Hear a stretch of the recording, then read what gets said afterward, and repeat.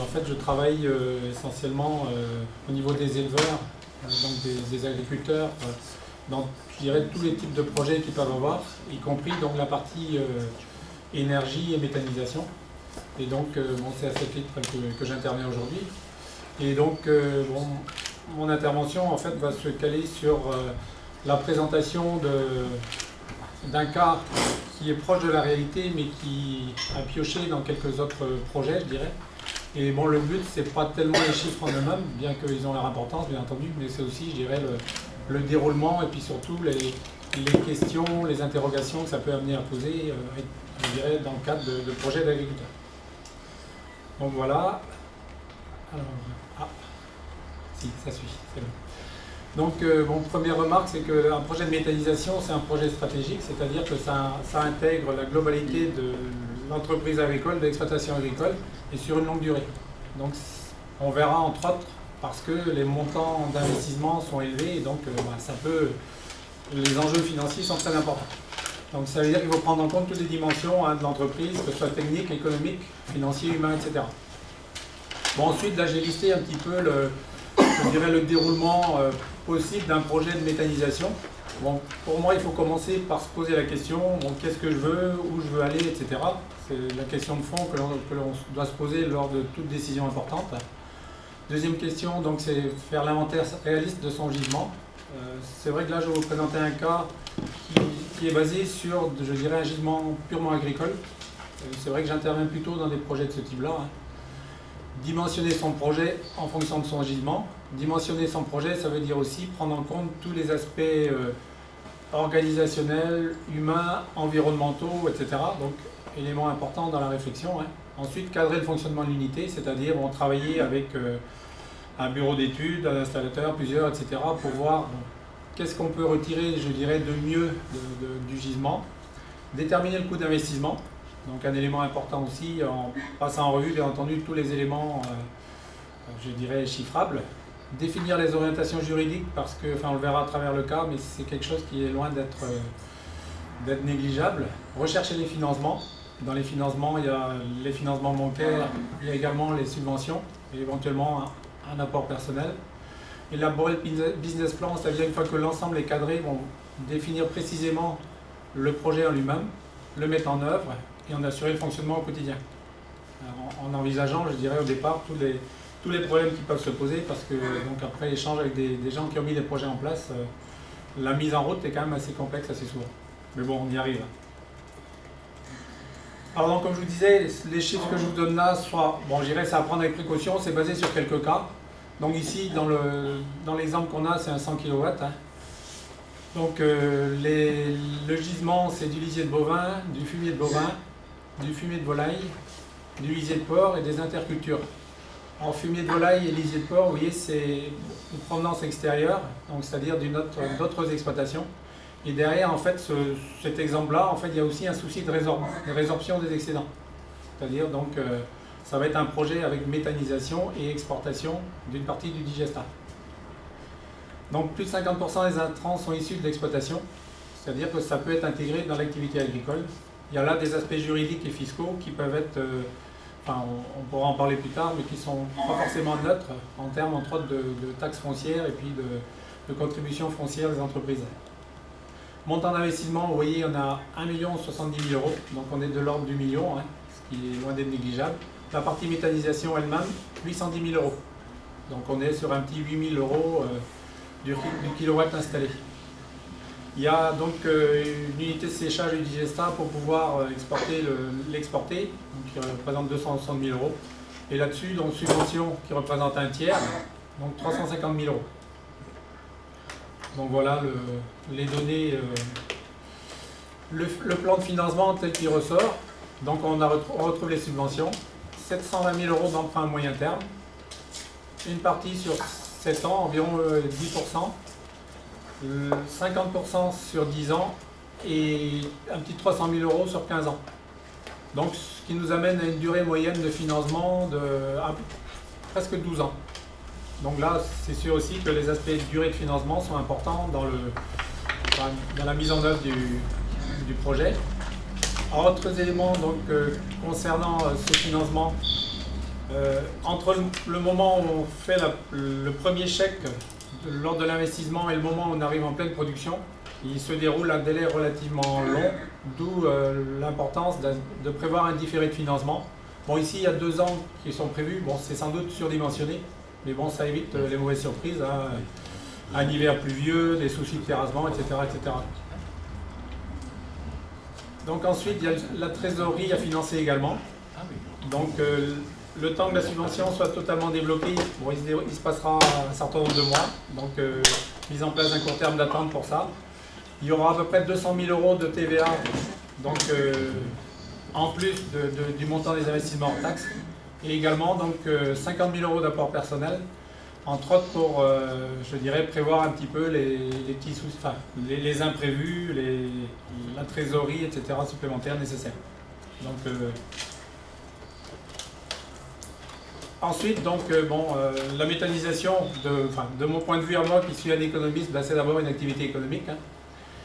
Et donc, on a les produits donc, issus de cette unité-là. Globalement, donc, vente d'électricité, 175 000 € à peu près. Donc là, bon, il y a la puissance installée multipliée par le nombre d'heures de fonctionnement à l'année et multipliée donc par un coût de rachat du kilowatt. Ici, donc globalement, on est sur le potentiel maximum de tarification, c'est-à-dire donc plus de 60% de déchets, enfin d'effluents d'origine animale et également donc valorisation de la chaleur permettant d'avoir 4 centimes de financement. Et en plus, ensuite, donc il y a un coefficient d'actualisation chaque année qui fait qu'on arriverait à peu près à 21 €, 21 centimes plutôt d'euros au kilowatt vendu. Il est envisagé une petite vente de digesta séché. Bon, après, sous quelle forme, etc. Là aussi, il y a des aspects réglementaires bien importants à prendre en compte. Une économie d'engrais, bon, dans un des cas que j'avais vu, donc, où ce qui a été pris, c'est en gros 50% de la consommation d'engrais minéraux de l'exploitation. Le digesta est un engrais complet, bien valorisable par les plantes au niveau azote, entre autres, donc c'est vrai que c'est dommage de ne pas pouvoir en profiter. Donc production, chiffre d'affaires en année de croisière, 185 000 € à peu près. En face, il y a un certain nombre de charges. Le coût du gisement, bah, c'est le coût d'implantation des cultures intermédiaires, donc à vocation énergétique. C'est les coûts de transport, c'est un peu tous ces éléments-là. Il y a des coûts d'analyse et de suivi. Il y a une maintenance donc, qui est relativement importante aussi, du fait que la méthanisation fonctionne avec un moteur et un générateur. Donc et puis bon, il y a ensuite un certain nombre de pièces, je dirais, dont il faut assurer le bon fonctionnement. Il y a un coût d'électricité, une unité de méthanisation consomme également de l'électricité. Un coût de main-d'œuvre qui a été estimé donc, également dans ce cas-là. Un certain nombre de charges de fonctionnement diverses. Coût de fonctionnement global pour ce projet-là, 72 000 €. Ce qui fait en fait qu'on a un excédent brut d'exploitation de 113 000 € à peu près. C'est 60% du chiffre d'affaires. Et donc ça fait un taux de retour brut donc sur investissement de 9 ans et demi en intégrant la partie séchage de digesta. C'est-à-dire en gros qu'il faut dégager de l'EBE pendant 9 ans et demi pour couvrir le montant d'investissement. Donc bon, on a assez souvent des ratios de ce niveau-là.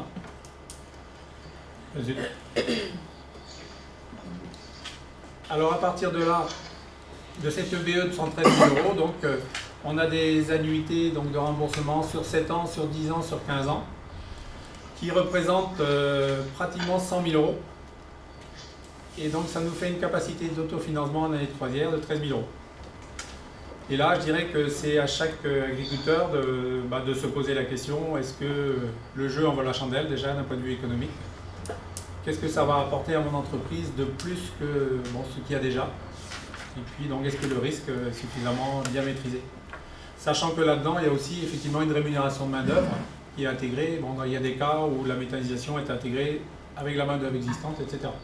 Donc, bon, on va revenir un petit peu plus loin sur justement tous ces aspects, ces questions qui sont à poser au fur et à mesure donc, de l'avancée des projets.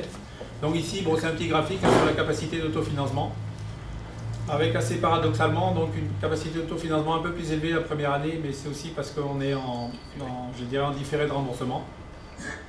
Ensuite, donc, au bout de 7 ans, il y a, je dirais, la partie mécanique donc, qui est à remplacer au moins en partie. Et par contre, donc, on a ce remplacement qui se fait partiellement. Donc, ce qui fait qu'on arrive à une capacité d'autofinancement un peu meilleure. Elle diminue ensuite lorsque tout ce qui est financé sur 10 ans est à renouveler, etc. Donc, et dernière année, je n'ai pas mis la 16e année, puisque là, à partir de la 16e année, donc, il n'y a plus de rachat à tarif préférentiel. Et donc là, bon, question aussi sans doute que l'on doit se poser, c'est-à-dire, en gros, quel sera le prix de rachat potentiel à ce moment-là et quelles possibilités éventuellement d'utilisation d'énergie produite sur sa propre exploitation ou sur les exploitations avoisinantes. Et donc à partir de là, bon, je dirais que les éléments de réflexion importants, on les retrouve plutôt ici. Hein. Donc quelles sont les conditions de rentabilité d'un projet de méthanisation les premières années? Bon, il y a effectivement des économies d'échelle.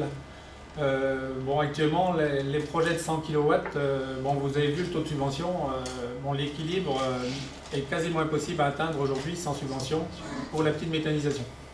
Alors, est-ce que ça deviendra l'avenir avec des montants d'investissement moindres? Je l'espère. Maintenant, bon, l'avenir le dira. Éventuellement, économie aussi, donc du fait d'utilisation d'infrastructures existantes, des fosses, etc.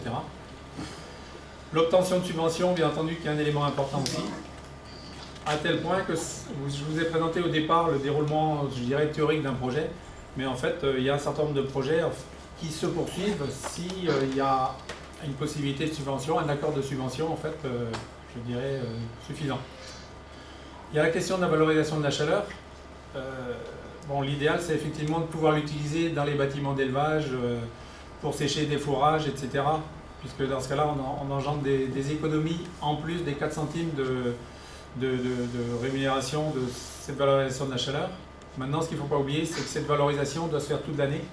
Et donc, les séchages de fourrage, de foin, etc., c'est une partie de l'année, etc. Donc, il faut avoir, je dirais, un projet de valorisation de chaleur bien ficelé également. Bien sûr, on en a parlé tout à l'heure, la durée dans l'utilisation de déchets extérieurs, je dirais de déchets non agricoles, même agricoles dans le cas présent où il y a quand même deux éleveurs qui fournissent des effluents. Bon, là, on peut se dire que ça va sans doute se poursuivre. Maintenant, on ne sait jamais. La réduction du coût de la fertilisation, qui va sans doute devenir une réalité également. La valorisation du digestat, mais bon, avec des dossiers relativement lourds, souvent à déposer, des délais de mise en œuvre donc longs, ce qui fait qu'au départ, il ne faut pas trop compter là-dessus. Une réduction du coût de stockage, d'épandage, de traitement d'effluents éventuellement. Et ne pas sous-estimer les coûts de transport lorsqu'on fait venir je dirais des intrants d'ailleurs. Ensuite, bon, un risque élevé au départ lié aux investissements. Hein.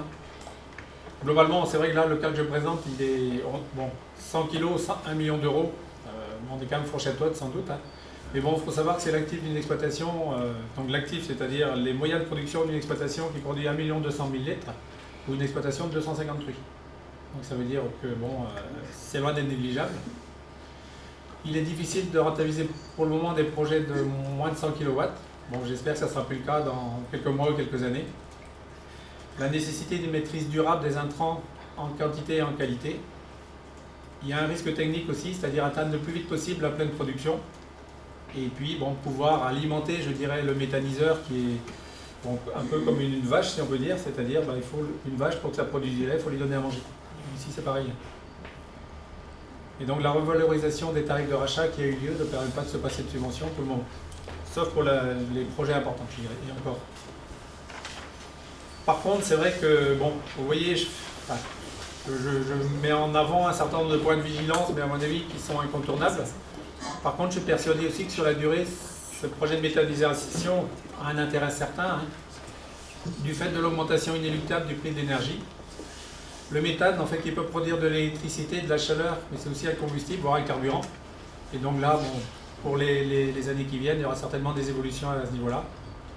C'est un moyen de transformer un effluent d'élevage en fertilisant valorisable. Et c'est aussi une opportunité pour diversifier, pérenniser son exploitation face au durcissement des contraintes environnementales. Voilà, avec ça, normalement, j'ai fait le tour. Merci déjà. c'était vite. Ouais, c'est vrai. La valorisation de la chaleur, elle se fait sous quelle forme dans ces établissements? Dans l'exemple qui est là, c'est le séchage du digestat. Séchage. Le séchage du digestat, peut-être que pour une certaine partie de la salle, des salles, c'est peut-être pas très très clair. Est-ce que vous pouvez dire ce que c'est simplement à la sortie du digestat? Donc, ce qui se passe généralement, c'est que le digestat est en phase liquide. Il y a une séparation de phase, où donc on sépare le digestat en deux éléments, une phase liquide, une phase plus solide, qui elle-même est ensuite séchée ou compostée, suivant un peu les projets que l'on rencontre. Donc c'est une manière de le rendre, je dirais, moins coûteux à transporter et plus facilement valorisable si c'est prévu.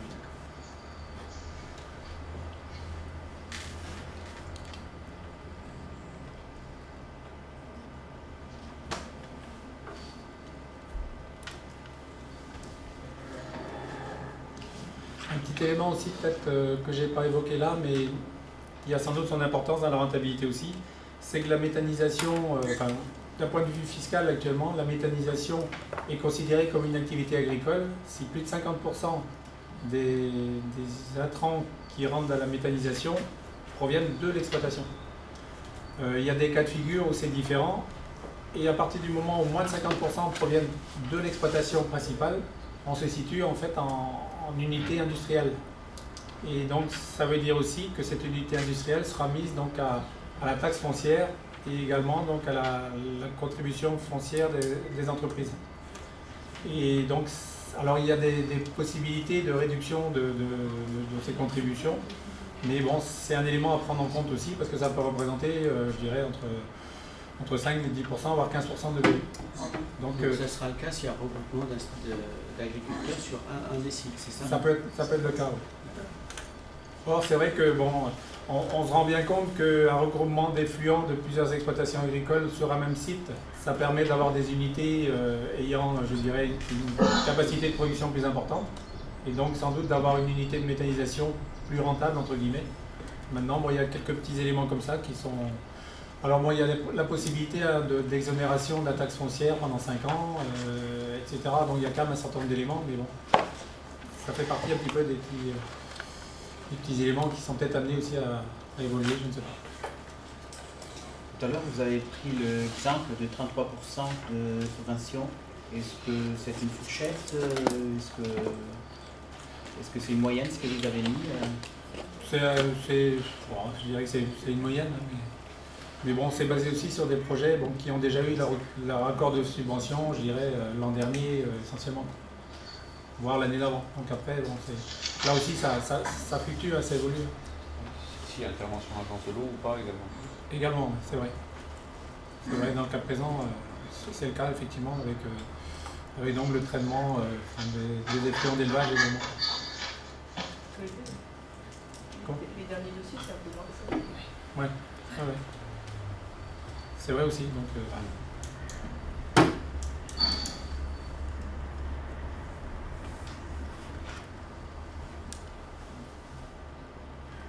Est-ce qu'il y a des questions dans les salles?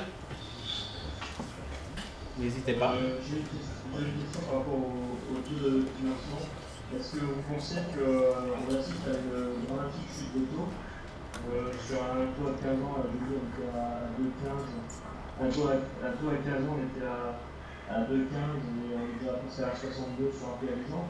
Est-ce que les banques dans la salle, est-ce qu'on pourrait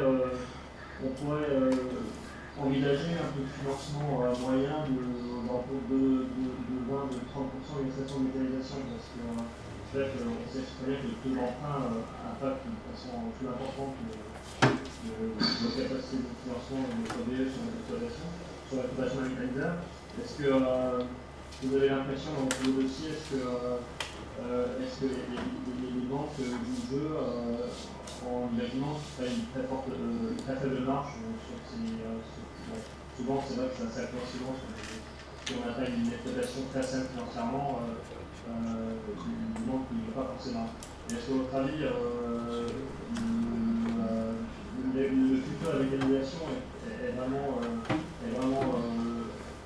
est vraiment conditionné au bon vouloir et aussi au bon vouloir des banques avec en prenant une faible marge sur le bon emprunt, quoi. Je vais répondre en partie, puis après, comme il y a des banquiers dans la salle, je vais leur laisser répondre sur le fond. Bon, vous posez la question, est-ce que les banquiers jouent le jeu? À mon avis, oui, c'est-à-dire ils font leur métier, et puis bon, après, pour la suite, ces questions de taux, il y a des personnes mieux placées que moi pour y répondre, donc s'ils veulent y répondre. Au niveau des taux, aujourd'hui, tout dépend de la durée, des montants, etc. Et on ne peut pas donner aujourd'hui un taux pour une durée pour des projets qui peuvent être établis dans 6 mois, dans 1 an. C'est le marché qui va décider effectivement de l'évolution des taux dans les prochains mois. Plus bas qu'aujourd'hui, on aura du mal à aller beaucoup, sans doute. Voilà ce qu'on peut dire aujourd'hui. Puis chaque dossier est un dossier, donc on l'étudie avec les données que l'on a entre les mains. Et c'est vrai que ce n'est pas 0,10 ou 0,20 de taux qui vont faire la différence sur la faisabilité du dossier.